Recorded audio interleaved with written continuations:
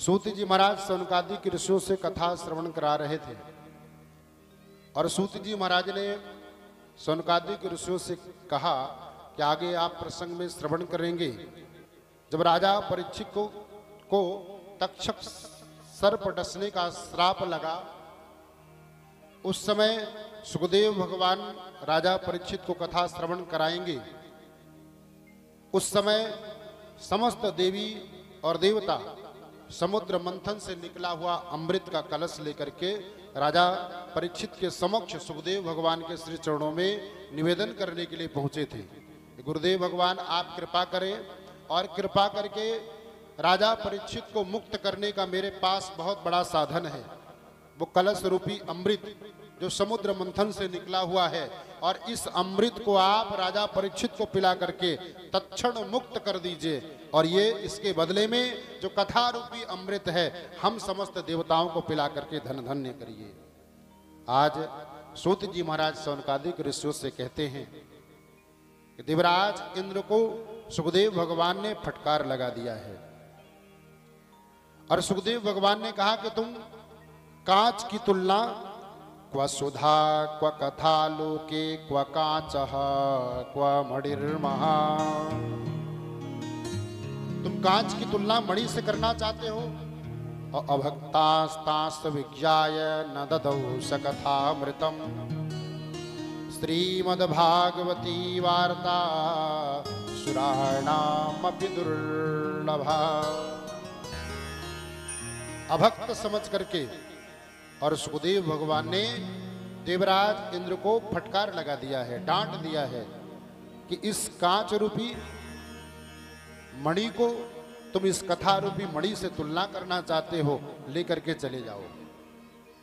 देवराज इंद्र कुपित होकर के और क्रोधित होकर के सीधे ब्रह्मलोक पहुंचते हैं ब्रह्मा जी के पास, और उन्होंने निवेदन किया है कि ब्रह्मदेव, आज सुखदेव भगवान ने हम समस्त देवी और देवताओं का घोर अपमान किया है, और आपके श्री चरणों में हम समस्त देवी और देवता निवेदन करते हैं, इसका न्याय आपको करना है कि हमारे साथ उन्होंने ऐसा क्यों किया है। संपूर्ण वृत्तांत को बताया है किसने? देवराज इंद्र ने ब्रह्मा जी से। आज ब्रह्मा जी ने एक तराजू मंगवाया है, और तराजू मंगवा करके तराजू के दो पल्ले होते, एक पल्ले पर श्रीमद् भागवत ग्रंथ को विराजमान किया है, और एक पल्ले पर कलश रूपी अमृत और संपूर्ण सृष्टि का जो सुख साधन और पुण्य ज्ञाति कर्मों का जो पुण्य है वो एकत्रित करके आज ब्रह्मा जी ने उस पल्ले पर विराजमान किया है। श्री सूत जी महाराज सौनकादिक ऋषियों से कहते हैं कि जब ब्रह्मा जी ने उस तराजू को उठाया, जैसे तराजू को उठाया, श्रीमद् भागवत जी का पल्ला नीचे की ओर झुका रहा, और संपूर्ण सुख साधन वैभव और कलश रूपी अमृत जो रखा हुआ था उस पल्ले पर, वो पल्ला ऊपर आसमान की ओर उठ गया। जब ऊपर की ओर उठा, ब्रह्मा जी ने कहा, देवराज इंद्र, आप ही इसका निर्णय करें कि सुखदेव भगवान ने जो आपको फटकार लगाई है वो सही किया है या गलत किया है। देवराज इंद्र ने कहा कि ब्रह्मदेव, मैंने अपराध किया है और मेरे मन में इस बात का भ्रम हुआ। वास्तव में सुखदेव भगवान ने अच्छा किया, देवताओं ने इस बात को स्वीकार किया। क्यों? प्रत्यक्ष किम प्रमाणम, अपनी आंखों से देख रहे हैं कि भागवत जी का जो पल्ला है वो नीचे की ओर झुका है, और हमारा जो अमृत है, संपूर्ण सुख साधन है, वो ऊपर की ओर उठ गया।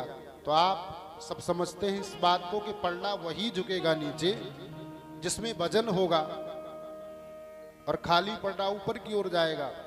तो आज सूत जी महाराज सौनकादिक ऋषि से कहते हैं यही श्रीमद् भागवत ग्रंथ को उस पल्ले पर रखा गया, और वो पल्ला नीचे की ओर झुका, और कलश रूपी अमृत और संपूर्ण सुख साधन वैभव वो उस पल्ले पर विराजमान है, ऊपर की ओर उठ गए।